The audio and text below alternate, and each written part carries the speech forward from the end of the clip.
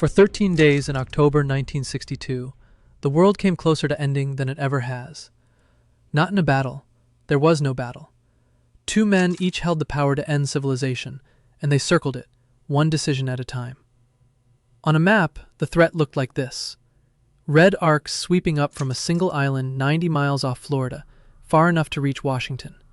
And at least 3 times the missiles nearly flew, not by any leader's order, but by accident. This is how those 13 days unfolded, hour by hour, and how close we truly came. It begins on the morning of October 14th. It is the morning of October the 14th, 1962. A U-2 spy plane climbs to 70,000 feet, 14 miles up, and crosses the western end of Cuba near a town called San Cristobal. At the controls is an Air Force major named Richard Heiser. He is over the island for about 6 minutes, and in that time his cameras take 928 photographs. The film goes to Washington. Then the analysts develop it, and in the blurred gray fields of central Cuba, they find the shapes they have been dreading. Launchers, trailers, and the long canvas-covered tubes of Soviet nuclear missiles. The missiles are real, and they are already on the island. By 4 o'clock that afternoon, the photo analysts in Washington are certain. These are Soviet medium-range missiles, the SS-4. Each one can fly more than 1,000 miles, far enough to reach Washington, Cape Canaveral, the Panama Canal. The larger missiles the Soviets are also bringing in could strike almost any city in the United States.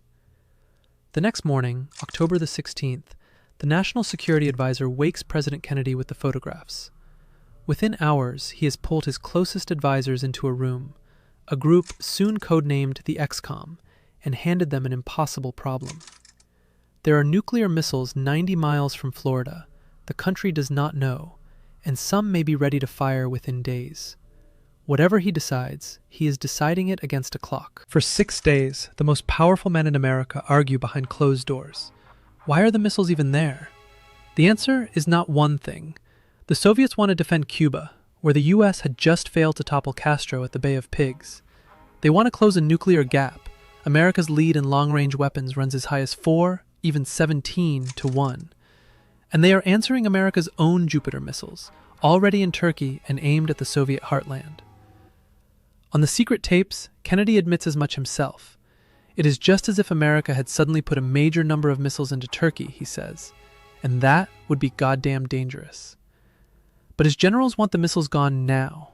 Air Force Chief Curtis LeMay presses for a surprise airstrike and a full invasion, and warns that doing less is, in his words, almost as bad as the appeasement at Munich.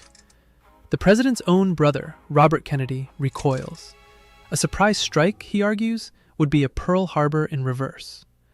The room cannot agree. On October the 21st, a general named Walter Sweeney gives Kennedy the answer that decides it. Even a perfect airstrike, Sweeney admits, cannot promise to destroy every missile, and the ones that survived could still fly. So, Kennedy chooses something short of war. He will ring Cuba with warships and turn back any vessel carrying weapons. But here, the lawyers win a small, strange victory. A naval blockade, under international law, is itself an act of war, the very thing Kennedy is trying to avoid. So, his advisors reach for a softer word. They will not call it a blockade. They will call it a quarantine. As though Soviet nuclear missiles were a disease the hemisphere was being protected from.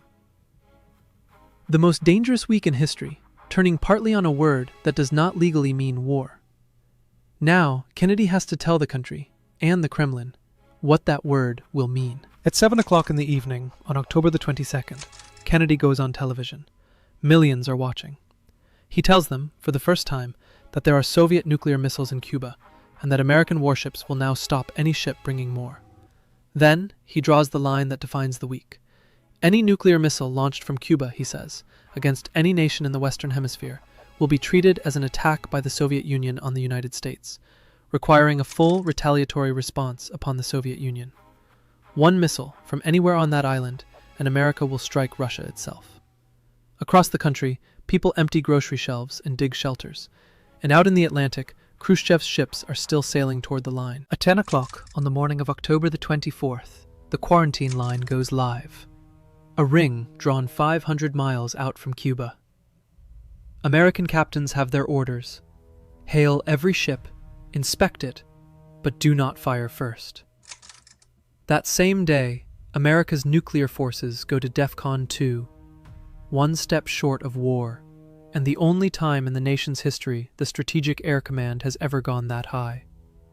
1,400 bombers and 145 missiles stand ready. Nearly 3,000 nuclear weapons are on alert.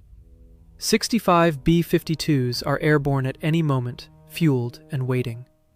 The whole world braces for a Soviet ship and an American warship to meet at the line. It never happens. The day before, most of the Soviet ships carrying missiles had quietly turned back.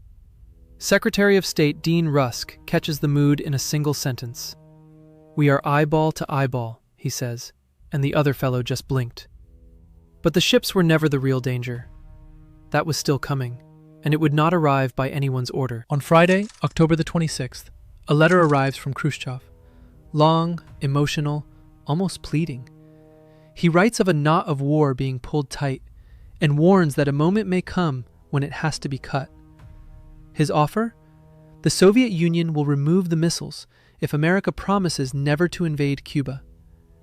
In Washington, there is hope. Then, the next morning, a second letter comes, broadcast openly over Radio Moscow, and far harder. Now Khrushchev wants more. America must also pull its Jupiter missiles out of Turkey. 2 letters, 2 different Khrushchevs, and no way to know which one speaks for the Kremlin. And while Kennedy's men stare at the contradiction, the calendar turns to October the 27th, a Saturday. Before it is over, 3 separate accidents will each shove the world to the edge of nuclear war. None ordered by Kennedy, none by Khrushchev. History would call it Black Saturday. At 19 minutes past 10 that morning, an American U-2 is flying high over eastern Cuba. Its pilot is Major Rudolph Anderson, Jr. On the ground, a Soviet missile crew is tracking him, and, unable to reach their own commander for permission, 2 deputy officers decide on their own to fire. A surface-to-air missile climbs through the thin air and tears the U-2 apart. Anderson is killed instantly, the only man to die in combat in the entire crisis. And here is why it is so dangerous. Kennedy's own commanders had already agreed that if a U-2 were ever shot down, America would answer by bombing the site that fired on it. And the generals expect him to give that order now. But Kennedy hesitates. He suspects, correctly, that Moscow never ordered the shootdown, that a local crew acted on its own, and he refuses to let one man's death start the war. Anderson would receive the first Air Force Cross ever awarded. But on Black Saturday, his was not even the closest call. 100 meters beneath the Atlantic, it was already happening. Below the waves near the quarantine line, a Soviet submarine called B-59 has been hiding for days. Diesel-powered, built for the Arctic, now trapped in warm Atlantic water. Inside, the temperature has climbed past 50 degrees. The air is foul, the batteries are dying, men are fainting at their posts. They have heard nothing from Moscow for days, and do not know if the war has already begun. Then, American destroyers find them and begin dropping depth charges. The Americans mean them only as signals, small practice charges meant to force the submarine to the surface. But the crew has no way of knowing that. To the men sealed inside, it is an attack. One officer aboard later said it felt like sitting inside a metal barrel while someone beat on it with a sledgehammer. The captain, Valentin Savitsky, breaks. He orders the submarine's single nuclear torpedo, a warhead about as powerful as the Hiroshima bomb, readied to fire. By that same officer's account, Savitsky shouts that maybe the war has already started, that they will die but they will sink them all, and not disgrace the Navy.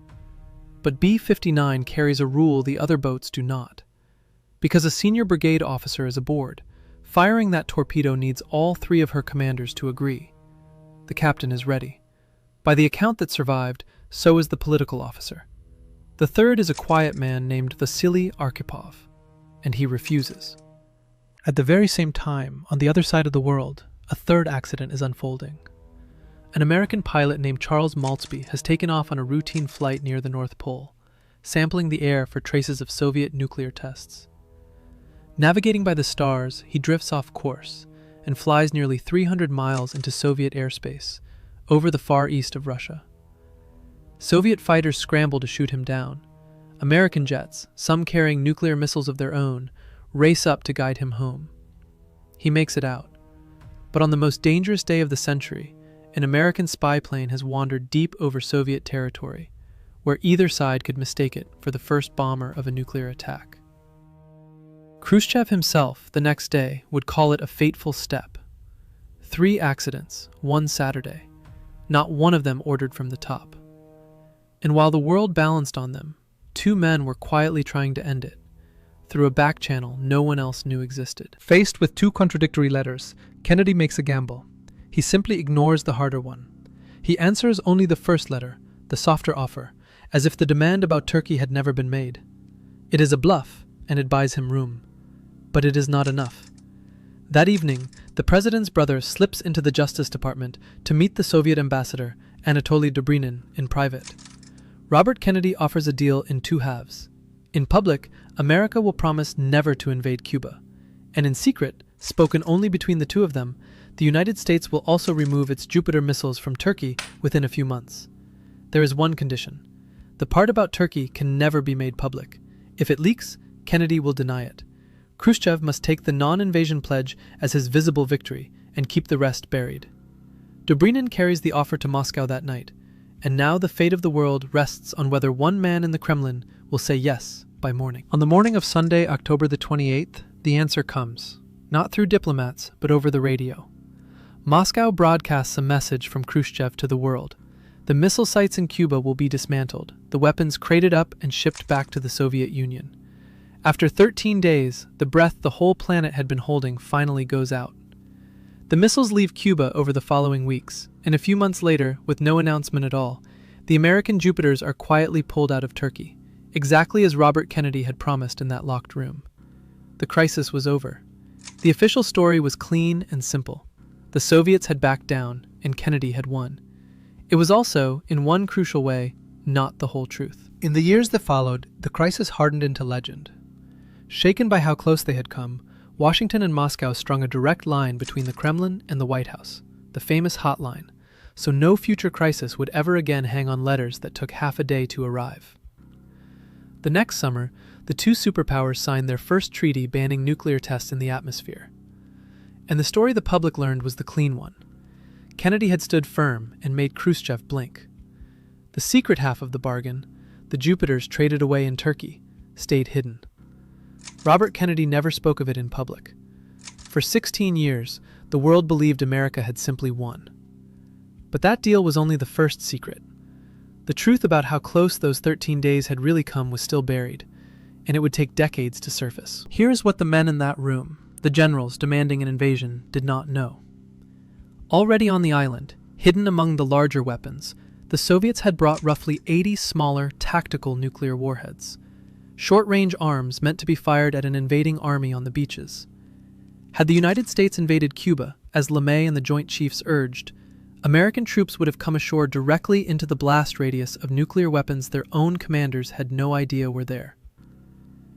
And then there was the submarine. For 40 years, almost no one knew how close B-59 had come. The story surfaced only in 2002 at a conference in Havana, when the men who had been there finally spoke. There, an American researcher said it plainly. A single Soviet officer had saved the world. His name was Vasily Arkhipov. He had died 4 years earlier, in 1998, never having heard himself called the man who stopped a nuclear war. So how close did the world really come? Closer than the men living through it ever understood. The president, weighing an invasion, did not know the warheads were already on the beaches. The generals, demanding a strike, did not know that one submarine officer, 100 meters down, had just refused to start the war. The 13 days were not won by nerve or by 2 superpowers staring each other down. They were survived, narrowly and partly by luck, by a handful of men who chose not to fire. And the world only learned how close it had come decades later, when it was finally safe to admit. It was not the last time the Cold War nearly ended by accident. 21 years later, a NATO exercise called Able Archer would convince the leaders in Moscow that a real nuclear strike was only hours away, while the West almost slept through it. That story is on screen now.